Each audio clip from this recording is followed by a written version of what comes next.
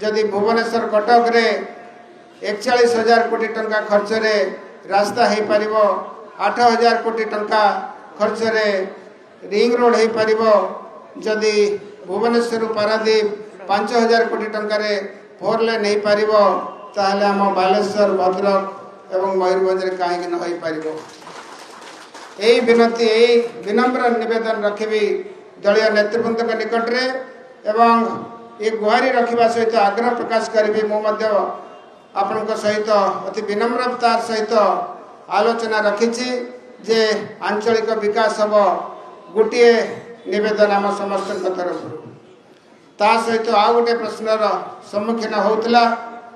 जे कहीं आपण दल छाड़िले दीर्घ 12 वर्षर